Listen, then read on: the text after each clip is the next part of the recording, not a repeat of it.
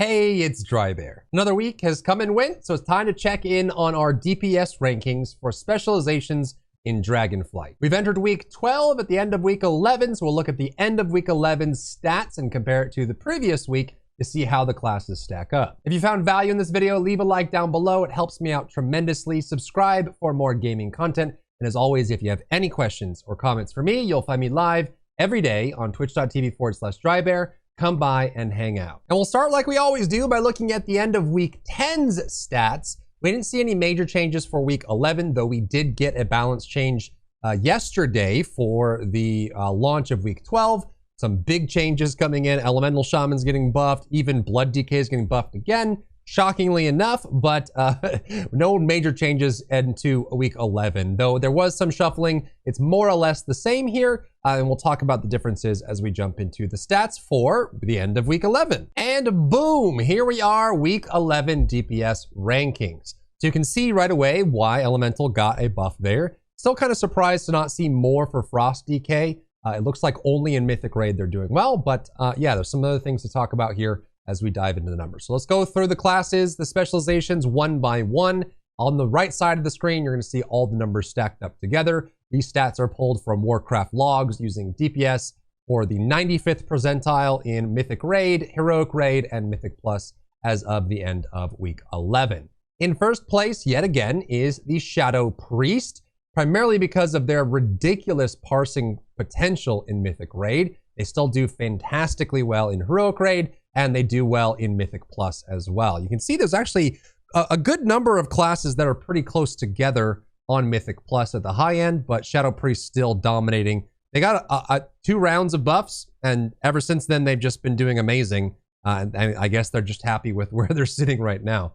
Second place goes to Subtlety Rogue, primarily because of their Mythic Plus performance and their Mythic Raid performance. We've seen Subtlety come up a little bit in Heroic Raid over the last couple weeks. They've been doing better and better.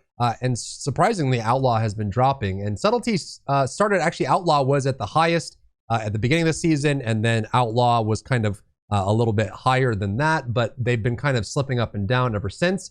And the story of Assassination has been the same all throughout the season. Excellent in Heroic Raid and pretty poor in all other categories. Third spot, Warriors Rejoice. It is Arms Warrior, mostly because of their raid performance. Their single target boss damage is bonkers right now. Insane. Regardless of difficulty, their ability to parse is just nuts. And which is great. They earned it. They deserve it. They started the season so low. Fury started great and then fell down really hard about like 4 weeks into the season up until now. Arms started at the bottom and stayed at the bottom until they got several changes, including big ones in 10.0.5. And boy, did it work. They do about average in Mythic Plus, but when it comes to killing bosses, they are boss killing machines, which is really cool. I'm excited to play my Arms Warrior soon, which can be pretty cool for that as well. Fire Mage takes the 4th overall slot in a huge upset, primarily because of their Heroic Raid and Mythic Plus parses and performance. The Holy Trinity is now back on top for Mythic Plus. That's going to be Rogue, Balanced Druid, Fire Mage. That has been, at least for the last couple years, one of the best or most consistent 3 DPS setups for Mythic Plus in general. They just have, they have a Bloodlust, they have lots of CC, lots of stuns, lots of interrupts, and AoE silence. They have so much potential in every possible scenario, and they have all these tools like Shroud, and they can go stealth with the Druid and the Rogue. Even the Mage can go invisible. They just have so many tools across that, and they have burst damage, single target, AoE, everything. So not surprising, you can run either Subtlety Rogue, Balanced Druid, Fire Mage, or Outlaw Rogue, Balanced Druid, Fire Mage, but those are kind of the Holy Trinity back on top for Mythic Plus. Underneath Fire is Unholy DK, the same as last week, primarily because of they just do ridiculous damage. But when you try to implement that into higher difficulty encounters, it didn't change much from last week. It's pretty much the same. It's almost the reverse of Frost DK. When difficulty is higher, Frost does better, but it is what it is. And actually, if you watch the MDI, we did see a lot of Unholy DKs just because in the MDI, they are pulling as much as humanly possible. They want to get as big of a pull as possible. And hey, when there's a big bunch of red health bars in front of an Unholy DK and you say, go, little boy, have fun, enjoy. There's not really many classes that can do it just like Unholy DK. Their damage output, especially in AoE situations, it's ungodly. And in Heroic Raid, they do quite well. And that's because, again, you can cheat it in Heroic Raid. You can cheat the group size. You can ignore mechanics. You know, the Unholy DK can just focus on DPS and not do any mechanics and do damage. And that's kind of usually how they parse higher. But when it comes to difficult content, they're below average in Mythic Raid and just above the fold on Mythic Plus, though they're not too far behind. Like number-wise, they're still in a good standing for Mythic Plus and for Raid, but they do kind of fall a little bit behind some of the other specs in Mythic Raid when it comes to doing mechanics, keeping up with the group, moving properly, and still being able to do good damage. Frost Mage, shockingly, I know I said this last week, but I'm just feeling kind of taken aback by the roller coaster that has been Mage in Dragonflight Season 1. We started the first, like the opening preseason. Arcane was busted. And across the board in all categories, Arcane was insane. And even the world first pushes and high M+ pushes, we saw Arcane being the go-to in almost every single comp.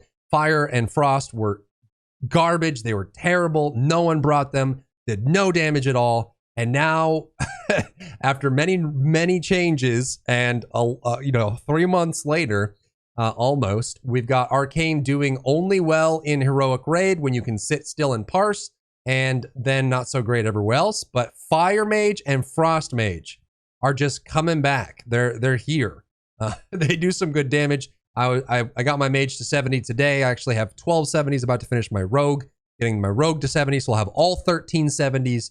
And yeah, the Mage is just, it feels good, man. It feels good to have more specs back. I'm a little sad to see Arcane on the lower end compared to what it was.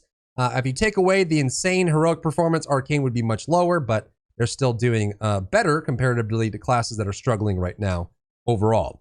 Underneath Frost Mage is Balanced Druid, unchanged. They didn't really receive anything, so why would they change at all? They still do better in Mythic Plus than any other style of content for the reasons we talked about earlier. They do a little bit more poorly in Mythic Raid. And I'll open this one up to you guys. I'm kind of at a loss. I feel like Balance is in a great spot. Balanced Druid, to be clear, is in a great spot right now. They do awesome damage. They have a really great setup. Their toolkit is awesome. I love some of the stuff they brought back for Dragonflight.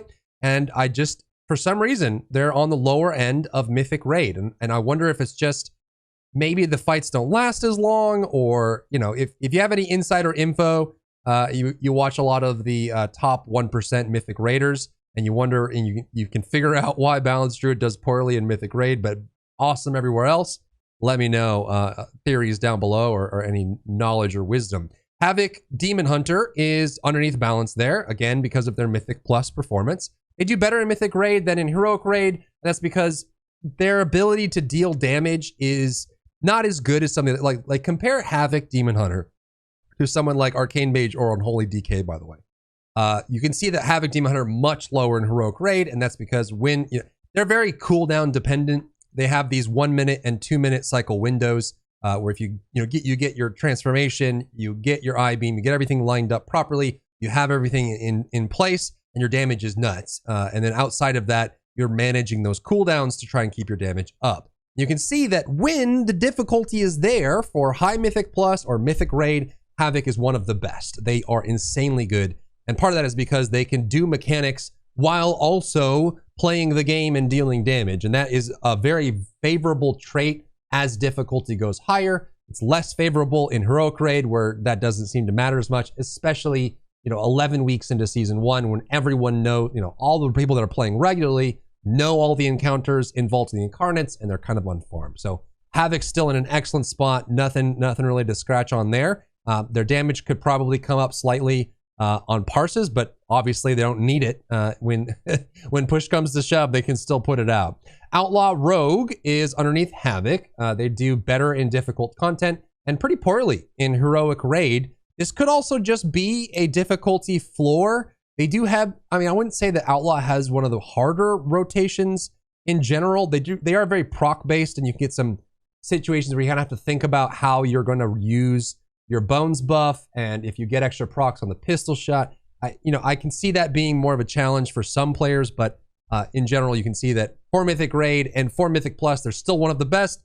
It's just not really showing that same performance in Heroic Raid. Maybe it's just a skill floor. They're just, your general population doesn't do as well, but if you know how to play it and you do it well, Outlaw is one of the best in the business. Enhancement Shaman underneath Outlaw, probably the lowest they've been in a while overall in general. And actually, we saw this last week when we lowered the percentile checks from max down to 95. We found that Enhancement is actually a difficult class to play. That's the takeaway I would have on the numbers here, is show that if you lower the percentile and the performance of the class goes down drastically, that means that the class itself is hard to play, because if you start averaging out and becoming more and more like down lower on percentile, you get players that aren't parsing as highly, and most of that is usually because of difficulty in handling, and so Enhancement starts to drop down there. And let me know what you think down below. I would say it's probably just, you can't really have many lapses when you're playing Enhancement. It's kind of like Outlaw Rogue, where you're managing your procs and your positioning, and if you have it, like let's say for like Devastation Evoker or Marksmanship Hunter, if you have like a 1 or 2 seconds of brain fart, or you kind of space out on those classes, it doesn't hurt as bad as something like Enhancement. Like, you kind of have to be, and comment down below if you're an Enhancement Shaman, but you kind of have to be on the whole time. Missing a global on Enhancement Shaman is pain, because you like that, it's the rhythm and the momentum that keeps the DPS high. And if you're not at like 99.99% activity with high APM, it can really hurt the output that Enhancement Shaman can do. So they're still excellent. They're amazing in Mythic Plus, top 5 for Mythic Plus, which is amazing. They're still so good, but they're doing worse than they were before in Raid relative to their performance, kind of like the middle of the season that we had before.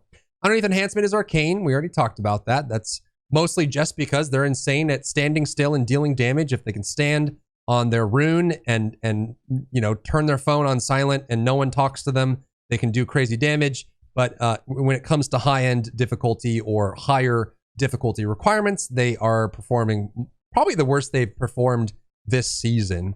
And it could just be that they just aren't scaling, or they just, they got outclassed by everyone that got a bunch of buffs and they didn't. Marksmanship Hunter in the dead center. This is probably one of the best spots they've been in. They fell really hard. They were struggling quite a lot, and the change to losing double tap and their talent tree hurt them quite a bit. They reworked that and walked that back a little bit, and there are some changes coming for them in 10.0.7. But I think this is probably the best they've been at. They're doing great in Mythic Raid, top 5 this week in damage output. We like to see that. They're doing about just above average in Mythic Plus, but I would say if you're in the same league as Arms Warrior, Frost Mage, and the Holy DK in Mythic Plus, you're doing just fine. You're in a great spot.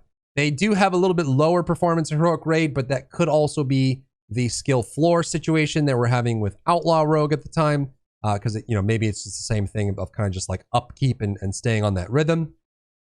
Devastation Evoker is in the dead center. They do amazing in Mythic Raid. I guess I wouldn't have classed Devastation to be in that same boat of super high skill ceiling, relatively like moderate skill floor, because I honestly kind of like looked at the Devastation Evoker kit as always being very straightforward and I don't want to say one-dimensional, but just very easy to grasp. And it's just like, use your essence, be there, do the procs, cast the spells, use the empowers on cooldown. But my takeaway on this, as far as them doing insanely good in Mythic Raid, quite poorly in Mythic Plus, and about average in Heroic Raid, it tells me that it is kind of like the Paladin problem that we had in Shadowlands, where it was you basically, it's not just about doing your buttons.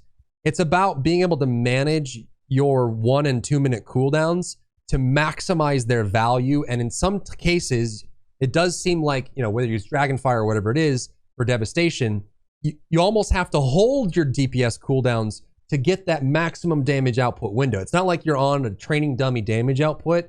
I've seen a lot of very good Devastation Evokers alter how they use their cooldowns to get bigger benefits. And I think that kind of mentality does lend itself to a higher skill level to be able to say, okay, I know that this boss is going to transition, or we're going to have this big pull coming up after this pull. So I'm going to save stacks of Pyre and have Dragonfire ready so that I can use it there, but I'll lose damage here. But overall, it'll be more damage. And it seems like you almost have to be a little 5-head in order to get the most out of Devastation Evoker. But let me know what your thoughts are on that. Windwalker, underneath Devastation, they're holding tight. I mean, they've kind of been in the same spot. I wouldn't say there's been a meaningful change in Windwalker ever since the beginning. They started the season 1 as most melee did in the top 5. They slipped a little bit in difficult content. And then over the last 11 weeks, Windwalker has just kind of slowly trickled down in Heroic Raid. Could just be skill floor on that. I think they do excellent damage. I like the form that Windwalker is in right now for Dragonflight. It's one of my favorites. Probably since Legion, to be honest. I love everything about Windwalker right now.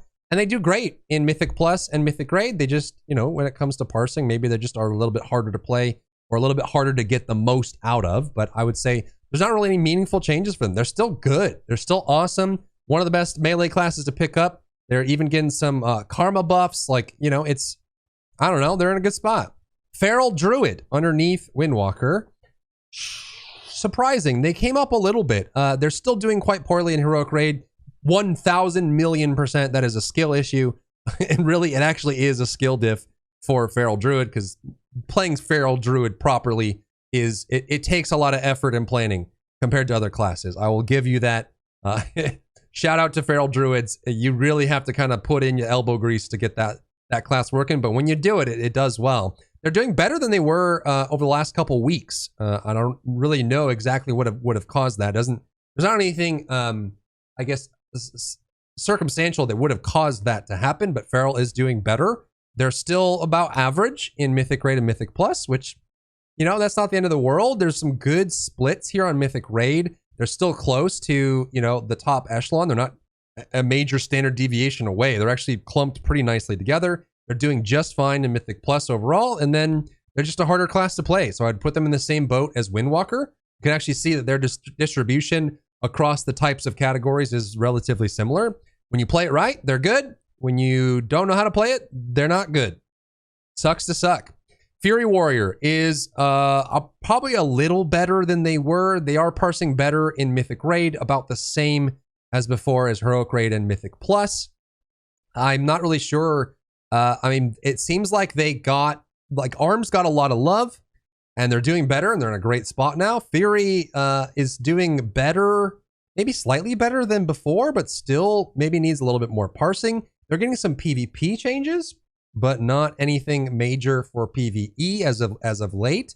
So they're kind of in that spot. But you know, I would say that their performance this week is a little bit more like equalized than the last two. They've been much lower over the last 2 weeks in like early February and middle February, but here we are. Beast Mastery Hunter, after that 5% buff they got, has been doing better and better. They do better in Heroic Raid, which tells me that they either parse well or they have a much lower skill floor. And then when you go to Mythic Raid and Mythic Plus, they're towards the bottom, but we still see Beastmaster complete high keys and still clear in Mythic Raid. They're just not doing as well as Marksmanship after all the changes that happened to them. So that's where they're at. I mean, this is probably where you would expect to see the distribution for Beast Mastery. You probably want to see them come up a little bit in damage output for Mythic Raid and Mythic Plus, but I would expect the way the spec is designed to sit about around here, you know, high in Mythic or Heroic Raid, decent or excellent going up to plus 15s, maybe even plus 18, but then as you push over 20, they start to lose in viability compared to others, but maybe they just need a little bit of love, but I think they're probably in a decent spot. Demonology Warlock is about average across the board, a little bit less than average, actually towards the bottom in Heroic Raid, but about average in Mythic Raid and Mythic Plus. They started actually pre-patch. So pre-patch, Demonology was one of the best specs in the game. They were insanely good at level 60. And then they started the season 1, the first 3 weeks, really good, amazing. And then they kind of slowly held on to that and slipped a little bit. But they've been kind of sitting on average. So I would say they're probably in an excellent spot. They might need a little bit more love. I'm not sure if it would be more AoE or single target for them, but I wouldn't say they need drastic changes. And actually the distribution here, if you look at the trend line on the right side of the screen on how smooth that is, that's what you want. I would say that the ones that stand out the most right now are Retribution, Frost Decay, and Elemental. And then, yeah, I mean, from there, that line is relatively smooth. You like that. You like having the numbers to be in an even distribution without major juts going left and right where people are just either too far ahead or too far behind. You're not going to be able to get them all equal ever, but you don't want, you know, people to be forgotten or completely ignored at the best. So that's where we're at with that. Underneath Demonology Assassination, they are holding on to their score just because they're so good at Heroic Raid. If they were bad at Heroic Raid, they would be rivaling Elemental Shaman towards the bottom. But they just, I don't know. Maybe, I don't know if there's just like a cult of assassination rogues that are just like heralding the Heroic Raid. They do ahead of the curve. They step in every week, dominate the charts, parse like a monster, and they log off and they go play League of Legends or something. I don't know. But that's where they're at. They could probably stand to get maybe more mobility. This could be evidence of more of a kit problem than a DPS problem, because obviously they have the DPS to parse. It's just when the difficulty's there and they have to change targets and do objectives and mechanics, they fall flat. So that's kind of been the story of Assassination the entire season. There hasn't been anything that has changed it, and I wouldn't expect that to change now. So yeah, that's where they're at. Destruction Warlock got the buffs. The buffs helped them a ton in Mythic Plus, not so much in Raid. They still are doing the worst this week in Mythic Raid, and then in the bottom third, maybe in the bottom fourth for Heroic Raid. And again, we haven't really seen anything that would have changed that. I think they're excellent at doing two-man cleave and big AoE, but when it comes to single target boss, they struggle, and that's kind of been the case. Like there's a couple specs in here that their story hasn't changed. They've been saying the same story every time you ask Officer. It's not going to change. The body's buried in the forest, and that's where we're at. So it's nice that the buffs help Destruction and Mythic Plus, but they're kind of in the same spot when it comes to Raid. Affliction Warlock, about in the same boat as Destruction. They were in the bottom floor. They were really bad. They got some big changes, and they have even more coming, which is cool. And I'm excited about them. I think it's going to be really fun to play them, and we'll see kind of where they land. But they're in the same boat of just being exactly where they were. They're parsing much better in Heroic Raid, which we love to see because they just didn't have any W's. They weren't really winning in any category in the past week, so they were struggling in that boat. But hey, their damage is there. The new mechanic that allows you to snapshot and plant, I think it's from Rift as an MMO, but a cool mechanic to like just grab your dots and reapply them. And they have some cool changes coming to Talent Tree as well, which I hope has a good effect. But when it comes to difficult content, they're still among the worst, but they can do damage if everything goes well. Survival Hunter has come up off the floor. They were in the bottom. We had 2 weeks in a row where Survival Hunter was the lowest in all categories, and they got a 5% buff, and that helped. They're still quite poor performers in Mythic Raid and Mythic Plus, but in Heroic Raid, their damage output is kind of there, which tells me that that's either, you know, maybe low skill floor, high skill ceiling, or maybe they just have trouble dealing with juggling more than just their rotation, and that hurts them, you know, comparatively more than some of the other specializations that we'd see in the game. Retribution Paladin is in the second or third to last spot, down with Frost Decay, Elemental Shaman. Ret Paladin has some insane changes coming. I don't even know if it's worth talking about Ret in its current state because it's so different. If you haven't played the 10.0.7 PTR, I recommend it, especially for Paladins. There's just crazy stuff going on all over the place. It's a whole new world. They definitely need it. Obviously, there's plenty of evidence as shown by this stuff, by the data here, that they needed love, and they're getting a lot of love in 10.0.7. So hopefully that helps turn their situation around. When played right, I know a lot of Ret Paladins that are insane in PvE. You probably know at least 1 or 2 Ret Paladins that dominate. You bring them every time, and they're the top of the DPS meters, and they're crazy. Just a law of large numbers on large mass appeal, like the unwashed masses, they do quite poorly, and that's why they're getting reworked pretty heavily on the next PTR. Frost Decay. I'm not really sure what the plan is here. They started they've kind of been in the bottom third ever since the beginning. They had some buffs that helped them in Mythic Raid only. It helped them rise up in Mythic Raid, and then didn't really seem to affect anything else, which means it could just be a difficulty thing. or maybe you need the right team to support you in the right conditions, or maybe only the best players play Frost DK, which skews their numbers. I don't know, but they definitely need something. We're seeing Blood DK is getting damage buffs. Frost DK is still kind of left behind a bit, but hopefully we see something soon. And lastly, we have Elemental Shaman. We've talked about this every week, and we finally see buffs as of yesterday. Elemental Shaman got their single target damage buffed up, which doesn't necessarily target the core problem of them having a difficulty building a build that can do everything, like AoE, single target, boss damage. They kind of have to shift very heavily into one or the other in stat weightings, distribution, gemming, enchants, their talent builds, the skills they pick up and use, their rotation. All of it changes, depends on the situation, and it makes it harder to perform. But I think targeting one means that you can maybe do more single target damage if you have an AoE build, or maybe the hybrid build becomes more effective, especially on tyrannical weeks. So hopefully we'll see. Keep an eye on Elemental. We'll check in on them again at the end of week 12, just to see at the end of this week if the buffs were meaningful enough to bring them up off the floor. I like the Ice Fury changes. I like having more mobility plus damage, more bonus damage, more single target damage. It should help a lot, and I'm curious to see if it's going to change the builds that we see for Ele Shamans this week. But yeah, that's them's the breaks. That's the pudding. That's where we are right now with week 11 DPS.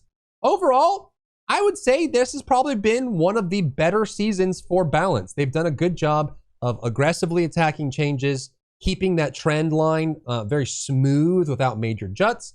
And even though there's always winners and losers, I would say they've done a good job of kind of keeping everyone relevant. And I would say that all the classes can be played to an AOTC, KSM, even plus 20 level without any major problem, as long as you are prepared and know what you're doing. So that's good stuff. Thanks for tuning in. Hope you got value out of this video. If you did, leave a like down below. Subscribe for more gaming content. And as always, come by my live stream. If you haven't come by yet, what are you doing? What are you doing? If you enjoyed yourself today, leave a like down below. You can support me and my work on Patreon and view Patreon exclusive content. Link in the description. Thank you so much for tuning in, and I'll see you in the next one.